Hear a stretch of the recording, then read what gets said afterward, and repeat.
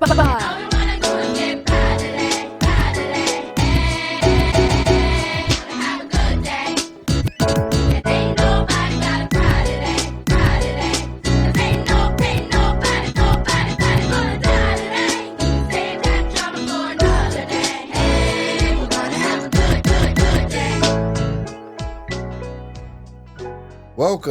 to the We Are Not Prepared with your hosts, Byron Jackson and Byron Jackson, and Mark Ivy. Byron. That's how Adam Sandler would say your name if he was on SNL still. Byron Jackson. Byron Jackson. When you do Cajun Man. Anyways. I have not got that one. I do get a lot from the movie Friday when the lady goes, Byron. And so people will say that all the time. I thought about Friday yesterday. The ice cream man was rolling through my neighborhood. I was like, I just always go back to Friday and think of that ice cream man. So, yeah, every black community I go to, I guess that's like in black communities, Friday is like initiation if you're really black. Well, two of the funniest people alive in that, well, they're not alive now. John Witherspoon and Bernie Mac. Yeah, Bernie Mac was. They make me laugh so hard. Bernie Mac was. He just has to look at you and you laugh. Bernie Mac was a funny. So funny. But John Witherspoon's so funny too. Now, which one was he? Pops. Oh, yes. I mean, he's like, he makes my stomach hurt. I laugh so hard with him. Him in the bathroom. Actually, my dad was like that in the bathroom. Yeah. My dad would like get up. Take a doo-doo. When he says doo-doo. My dad would get up at like about 3 o'clock in the afternoon. And we had one bathroom. And he would go in. And you had to do your business before he got there because he would be in shut there it down for 2 or 3 hours. Oh, man. He had a radio in there, a TV. Yeah, it was a little city. George Foreman before that was even a minute. He was in there. He'd come out. Then he would leave and we wouldn't see him. So we were good, but boy, if he was there. Well, today's show is on We're Not Prepared. And if you're wondering what we do here, we just aren't prepared. We believe that the Spirit will flow into this booth, hit both of us in the butt, and we will both be able to just spout wisdom. Yes, and whether that's true or not. Doo-doo stories from your father to a good hamburger we had. Doo-doo. The Spirit will get you. Now, what did your family, what did they call going to the pot? That's my dad's dump. Taking a dump. Your dad's taking a dump? Yeah, number 2. Yeah, but taking a dump. My mom, so there's 3, I got 2 brothers, my dad, my poor mom. So she didn't have a name for anything. She just let us go. Now, in our family was doing your business. Doing your business. Do you need to go to the bathroom, boy, and do your business? I'm not doing my coffee yet, but. No. So I was listening to, do you ever listen to any Marvin Gaye? Of course.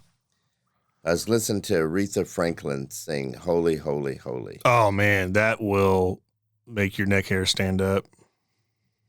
It's very, very good. The songs, the words in there, can't we all like live together?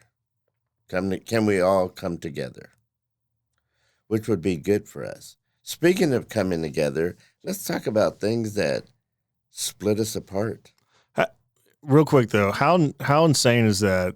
I know those aren't exact. Well, you can play it either way. Aretha, she has a million songs that have those messages. Marvin Gaye, and what they were going through in that time to have that message. You know what I mean? Yeah. Like how I would be so. We kind of got into this last time, but like the anger. And I'm sure they're obviously had angry moments and stuff we'll never know about, but to find that through their songs and lyrics and as all that crap's going on, is their message is still peaceful. Let's just get along. It's I think the songs that came out of the 60s and 70s really try to have messages. Like I was reading this article by the guy that started Rolling Stone magazine, Jan Wiener. Steen. He's not the owner anymore, but he was saying he remembers doing this picture with Yoko and John Lennon that was nude, and how they did that to make a statement. I don't know what the statement was. But, John, put your pants back on, my God. But it was more of a political statement where, like, J-Lo will take her clothes off now, but it's so that she will get fans. And how so our messages, we don't have, like, clear messages anymore of what we're trying to say to people. And so it's just... What was their message? I don't know. I wonder. I don't know. Did they didn't post it in Rolling Stones, did they? It was a cover. Oh. It was a cover. And one of the reasons is they wouldn't let them use it for an album cover. And so they said, well, screw this. And then they did it on Rolling Stone. So theirs was actually more of a statement. You don't think it was to sell more records or more magazines? For Wiener, it was to sell more magazines for sure. For John and Yoko, I just think the songs that came out of the 60s and 70s. No, 100%. 100%. And the older I get, not that I'm 33 years old, but the older I get, the more I find myself listening to lyrics.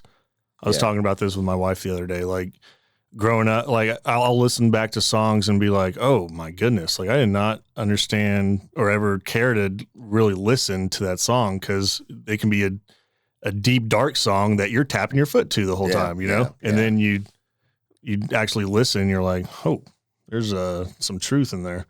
There is. So I miss that. And now I guess you will have music bannings. Although NWA, I remember when they had protests to ban NWA music because they said it was like the destruction of the world. Yeah, the police arrested them during a show. Yeah. And so, but I mean, that made them more popular, which brings me to our subject of not being prepared for today, book banning. Book banning. Book banning. Bum, bum, bum, bum, bum. Da-da-da-da-da-da. Yeah, people were like, oh, what's the topic today? We're like, book banning. We have books we were going to ban. So funny. So you text me and you said, hey, what about banning books? And so when I was in Colorado Springs on vacation, they had like this little. So you were there at the Broadmoor. Did you go in that library? Yes. Where they got like the ladder? Yes. Yeah. So I went up there, or I just messed around on the ladder. Really, that's why I go to libraries, just to get on the ladder. And anyway, so I was like looking at the books, and I did see, which has been getting attention lately, To Kill a Mockingbird. I thought that was a banned book, but I guess it's not. I have no idea. I think I'm pretty sure I've heard that schools used to be a mandatory piece of literature, and I don't believe it is anymore. No, it's non-mandatory. Right. So here's my thinking. The whole reason I brought this up, it's selfish purposes, is that so for years, like I order probably a book a month off of Amazon. I say, this is the greatest book since sliced bread. I give it to people. I give the books to people. Maybe thousands. 1 out of 1,000 will actually read the book. People just don't read. And so I go, really, you think about this strategy. The moment you say we're banning this, suddenly people want to read this. And so you're actually making people go out and read the book where they wouldn't even have paid. You could have set these books in the library. That's a good point. For 20,000 years, nobody would have pulled that off the shelf at all. The moment you say we're banning this, people go, I got to read that book. And so I just think it's not the greatest strategy in the world to ban the books because you're going to make people go. It's kind of like going, Mark, do not hang around with Byron, no matter what I say. Then you're going to go, the hell with that. I'm going to. Yeah. Now what's this all about? Yeah. That's so funny. First off, it's a great point because you're right. Like it goes from we shouldn't be reading this. That's how offensive it is. But then once it gets on that list, it's, I'll pay $100 on eBay for this book, and I was listening to this, Sam Morrell, this comedian, we can cut this if it's inappropriate, but he was talking about that. He's like something about Dr. Seuss, is banned or canceled, whatever. He's like, well, I'm pretty sure he's dead, like, let's just assume any one 75 years back, 80 years back, there were some problems, right? And so he talks about, he goes, all right, I'm reading my kid a book, Cat in the Hat. He's like, no, I got the good stuff. Let me get out Dr. Seuss's Jew in the Zoo. And like, I paid $100 for this. Yeah, that's what he said. And he goes, I paid big bucks for this one. Let me, hang tight, kid. But no, it's like, I know it's a funny example, but it's true. Yeah. It's so true. Yes, it's So are you gonna give your friends your banned books? That's what I should start doing. I should just order banned books. Byron's Banned Book Club. And then people will not read those either. People just don't. People's reading attention span is very short. Do you read? I listen now. I mean, do you listen much? I'm starting to. So when I started losing my vision, and this happened, it was over a long, probably like over 10 years. I did not pick up a book, probably. And I just never really gave audio a chance, but then I gave it a chance, and not only do I enjoy it, but I retain it more. So now even like it's getting tough to read. Like if I got a 5-page PDF document I got to go through, I'll click the audio button and make it read to me because I get through it like a normal sighted person would, and I also retain a lot of it more. So if you give me an audio book on your list, I will listen to it. I will do that. I will be open and do audio books. Make sure it has pictures in there. Like Playboy pictures. Yeah, and now they can describe it to me. How would they describe, since we're, so let's say Playboy magazine and you're blind. Mm-hmm. Does it describe the picture to you? I don't know. I heard people just read it for the articles, though. People used to always say that. They got some really good articles in there. If you just give it, All right. We digress. Yeah. I'll have to talk to my blind community and figure out that, maybe we can start a new enterprise. Because I'm just wondering, like, how do you go, like, does the audio go, centerfold, naked lady? Maybe. Yeah. Maybe, which doesn't do her much justice. But. So then the sexiness of the picture would have to do with the audio person's description. Mm-hmm. So if he goes, centerfold, naked lady. You got the voice down, yeah. Thank you very much. Yeah. Like, you did long blonde hair, pink toenails. That's true. Fungus. I actually had a friend that was in, I grew up. Candy loving? No. Okay. I had a friend that got into Playboy. And so my dad, remember going to the bathroom, circling back to my dad in the bathroom. He had a stack of Playboys in there.